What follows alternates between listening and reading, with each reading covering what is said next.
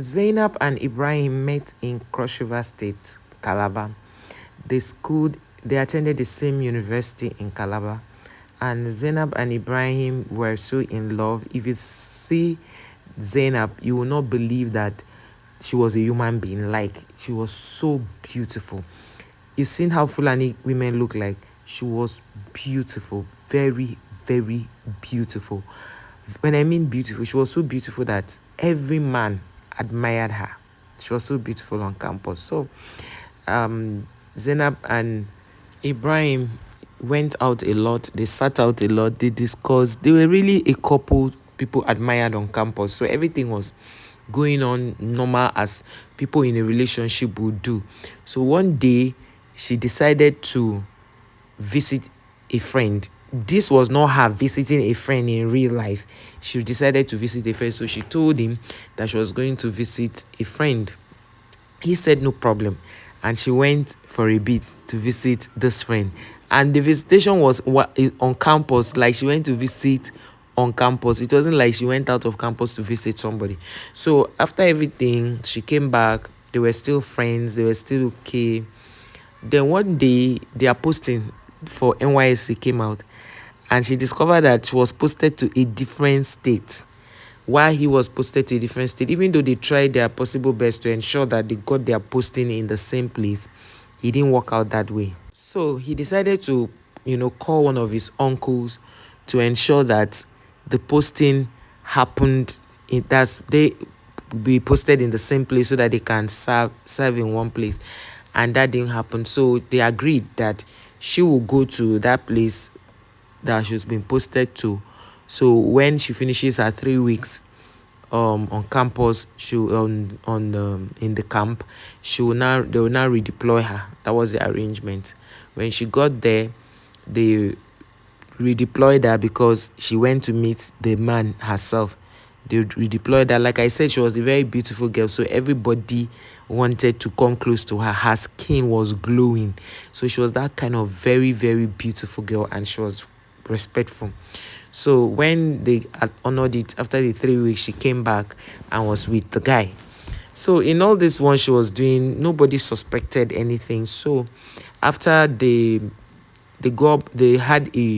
had a job, she had the business she was doing. So she was selling shirts, she was selling, perfumes. And her perfumes were usually very expensive but very good ones. So a lot of people, bought from her. Most of his friends will come to buy. They're like, these perfumes are so good.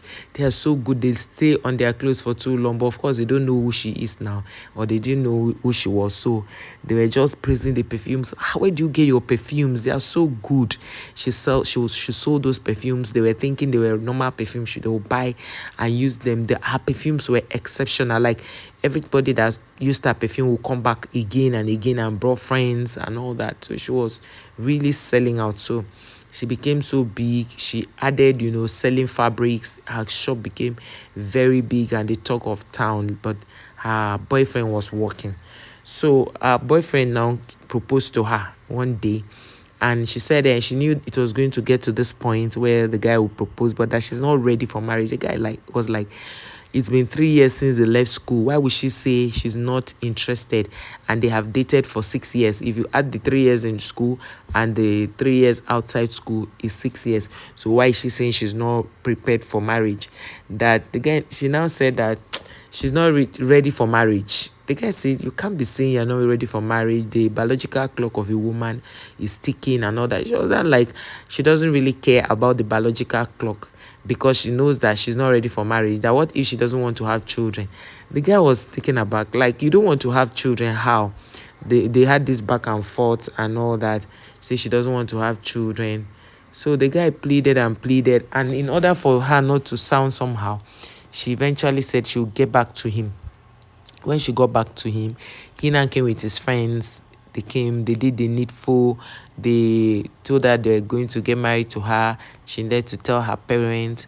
This girl did not tell her parents anything. Of course, you know the story now. She did not have parents. Like, she cannot go back to her real parents in real life and say that she wants to get married, because they will definitely pursue her, being that she's a ghost. So they didn't even know.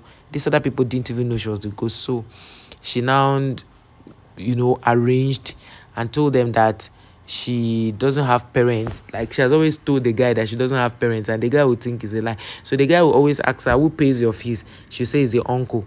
Who did you live with when your parents were no more? She says the uncle. Okay, where does your uncle stay? That uncle stays in Jos. Your uncle stays in Jos. Okay, that they will go to Jos to visit the uncle. When she got, when they decided on the day they were going to go to Jos, they entered the vehicle and got to Jos. When they got to Jos, they went to meet one man. And I'm sure the man they met was a man that she used to deal like with fabrics on, like somebody she has done business with, not somebody that knows her real identity. So they met the person. She had already told the person that she met the guy, and the guy is saying he wants to marry her and that she doesn't have parents, that the guy should stand in as her parent. So she said, okay, the guy now agreed. The man now agreed, because the man is older, agreed that he was going to do it. So he said, but he needs to speak with the wife first. So when they were going to Jos, this man already knew the background story, but never knew who she was. He already knew that she was going to come with a man, but he didn't know that she was a ghost. And all of this is, like I keep saying, ghosts will come and be wanting to marry. Like, this is strange. But all these things, we will definitely ask the right time to know how they will explain these things. So the man allowed it. The wife was very okay with it.